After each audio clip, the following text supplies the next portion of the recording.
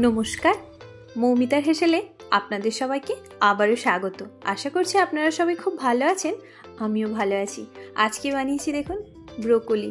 শীতকালে ভীষণভাবে ব্রোকলিটা পাওয়া যায়। আমরা সবাই জানি যে ব্রোকলিটা শরীরের জন্য কত উপকার। তাই আজকে আমি একদম সহজভাবে ব্রোকলির রেসিপিটা আপনাদের সাথে শেয়ার করলাম। দেখুন, তার জন্য নিয়েছি একটা ব্রোকলি। এবার এটাকে প্রথমেই আমি সুন্দর করে কেটে নেব। দেখুন কিভাবে কেটে নিচ্ছি। তার আগে বলে রাখি, আমার চ্যানেলের রান্নাগুলো যদি আপনাদের ভালো লাগে তাহলে অবশ্যই কিন্তু একটা লাইক, কমেন্ট, শেয়ার করতে ভুলবেন না। দেখুন এরমভাবেই আমি ব্রোকলিগুলো সুন্দর করে কেটে নেব। ব্রোকলিটাও তো জানি যে ফুলকপির মতোই হয়, আর ওইভাবেই কেটে নেব।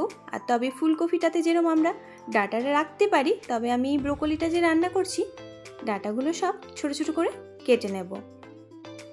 আর এইভাবেই পুরো ব্রোকলিটাকে আমি দেখুন ছাড়িয়ে নিয়েছি।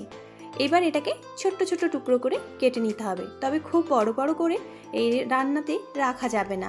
এরকম ছোট ছোট করে কেটে নিলেই তবেই কিন্তু বেশ সুন্দরভাবে রান্নাটা হয়ে যাবে।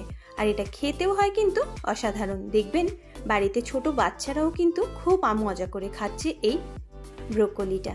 তাই বলবো অবশ্যই এরমভাবে একটা ব্রোকলি একবার বাড়িতে বানিয়ে দেখুন। দেখেছেন আমি ডাঁটাগুলো কিন্তু কেটে বাদ দিচ্ছি, দিয়ে শুধু ব্রোকলির ফুল অংশটা নিয়ে নিচ্ছি। দেখুন আমার সব ব্রোকলিটা কিন্তু কাটা হয়ে গেছে। এবার এটা ধুয়ে পরিষ্কার করে নেব একবার। জলটা দিয়ে বেশ ভালো করে পরিষ্কার করে নিতে হবে, কোনো পোকামাকড় আছে কিনা একটু দেখে নিতে হবে। এদিকে দেখুন মশলা নিয়েছি শুকনো লঙ্কা, রসুন, পেঁয়াজ, আদা আর একটা টমেটো। আপনারা চাইলে এখানে কাঁচা লঙ্কার ব্যবহারও করতে পারেন। ঝালটা যেরকম খাবেন সেই পরিমাপে লঙ্কাটা দেবেন। একটা মিক্সিং জার নিয়ে নিয়েছি, তার মধ্যেই দেখুন সব কিছুই দিয়ে এটা পেস্ট বানিয়ে নেব। যদি ভালো লাগে তাহলে রান্নাটা স্কিপ না করে পুরোটা দেখার অনুরোধ রইল আপনাদের কাছে। দেখুন সবটাই এর মধ্যে দিয়ে দিলাম। এর সাথে আমি কিছুটা গুঁড়ো মশলা অ্যাড করব, আর ওটাও আমি একই সঙ্গে পেস্ট বানিয়ে নেব। দিয়ে দিচ্ছি জিরের গুঁড়ো হাফ চা চামচ মতো, ধনের গুঁড়ো হাফ চা চামচ মতো, তার সাথেই দিয়ে দিচ্ছি হাফ চা চামচেরও কম হলুদের গুঁড়ো।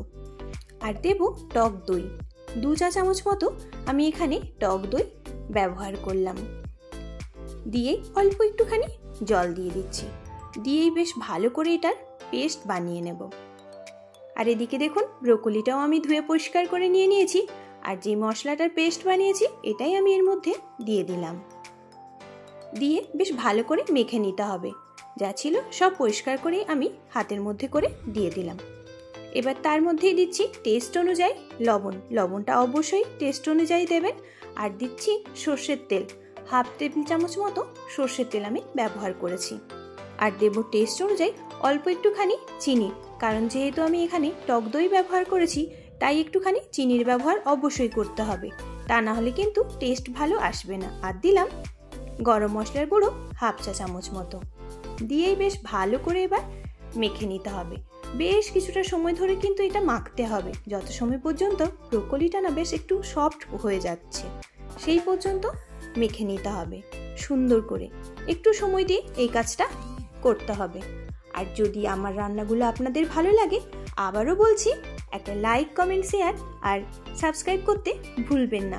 যারা আমার চ্যানেলে নতুন আছেন তারা অবশ্যই চ্যানেলটাকে সাবস্ক্রাইব করে পাশে থাকা বেল বাটনটা প্রেস করে পাশে থাকবেন। আর আমার পুরানো বন্ধুদের অনেক অনেক অনেক ভালোবাসা। দেখুন বেশ কিছু সময় ধরে কিন্তু আমি ব্রোকলিটা মেখে নিয়েছি, দিতেই কিন্তু খুব সুন্দর একটু সফট হয়ে গেছে, আর মশলাটাও সব কিছুর সঙ্গে সুন্দর অ্যাড হয়ে গেছে। এবারে দিয়ে দিচ্ছি টমেটো। টমেটোটা দিয়ে খুব বেশি সময় মাখার কোনো দরকার নেই, অল্প একটু মিশিয়ে নিলেই হয়ে যাবে। দেখুন আমি আর হাতের ব্যবহার করলাম না, একটা চামচের সাহায্যে কিন্তু আমি সুন্দরভাবে টমেটোটা মিশিয়ে নিলাম। একদমই এটা আমার মেশানো রেডি হয়ে গেছে। এবার আমি এটাকে একটু সময় এই অবস্থাতেই রেখে দেব। তারপরেই দেখুন এদিকে গ্যাসের মধ্যে আমি একটা কড়াই বসিয়ে দিয়েছি। কড়াইটা একটুখানি গরম হলেই দিয়ে দেবো এর মধ্যে এই মেখে রাখা ব্রোকলিটা। তবে এই সময় কিন্তু গ্যাসের ফ্লেমটা একেবারেই লোতে রাখবেন, খুব হাই করার কোনো দরকার নেই। আর এটা কিন্তু একেবারেই ভাপে হবে। আর এর মধ্যেই অ্যাড করব একটুখানি জল। বাটি ধোয়া যে জলটা মশলার, ওই জলটাই আমি অল্প একটুখানি ব্যবহার করলাম। দিয়েই বেশ ঢেকে রেখে দিতে হবে কিছু সময়। তবে এখানে খুব বেশি জল ব্যবহার করবেন না, এরমভাবেই রেখে দিতে হবে। দেখুন আমি অল্প একটু নাড়িয়ে নিলাম, তারপরেই কিন্তু এটা আমি ঢেকে রেখে দেব। 5 থেকে 7 মিনিট মতো লো ফ্লেমে রেখেই কিন্তু রান্নাটা করতে হবে। দেখুন 7 মিনিট মতো আমি ঢেকে রেখেছিলাম, তারপরে সুন্দর হয়ে গেছে, সুন্দরভাবে কিন্তু জল বেরোতে শুরু করেছে। আর প্রায় ব্রোকলিগুলো আমার একেবারেই সেদ্ধ হয়ে গেছিল। তাও একবার এরমভাবে আমি নাড়িয়ে দিলাম, দিয়েই বুঝতে পারছেন যে ব্রোকলিটা আমার কি সুন্দর রান্না হয়ে গেছে। তাই অবশ্যই বলবো, আমার এই রেসিপিটা যদি ভালো লাগে অবশ্যই বাড়িতে একবার ট্রাই করবেন। রাতে রুটির সাথে কিংবা গরম গরম ভাতের সাথে এটা খেতে লাগে কিন্তু অসাধারণ। আমি আরও একবার মিনিট 2 মতো ঢেকে রেখে দিলাম, তারপরেই আসছি। দেখুন কেমন হয়েছে, একেবারেই কিন্তু আমার রান্নাটা রেডি হয়ে গেছে। এরমই চটজলদি যদি ব্রোকলিটা রান্না করতে চান তাহলে কিন্তু এইভাবে রান্না করে দেখতে পারেন, খেতে হয় দারুণই টেস্ট। আর ছোট থেকে বড়রা সবাই পছন্দ করবে এই ব্রোকলি। দেখুন আমার কিন্তু রান্নাটা একেবারে রেডি। দেখুন এবার কেমন হয়েছিল, দেখুন কত সুন্দর হয়েছিল। এটা যেমনি দেখতে হয়েছিল খেতেও হয় কিন্তু দারুণই টেস্ট। তাই বলবো অবশ্যই বাড়িতে একবার ট্রাই করুন এরমভাবে ব্রোকলি রেসিপিটা। যদি ভালো লাগে কমেন্টের মাধ্যমে জানাবে, আর যদি কোথাও কোনো ভুল থাকে সেটাও কিন্তু কমেন্টের মাধ্যমে জানাতে ভুলবেন না যে এটা কীরকম হলো। দেখুন,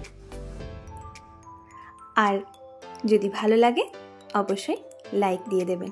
এতটা সময় সঙ্গে থাকার জন্য অসংখ্য ধন্যবাদ। ভালো থাকবেন।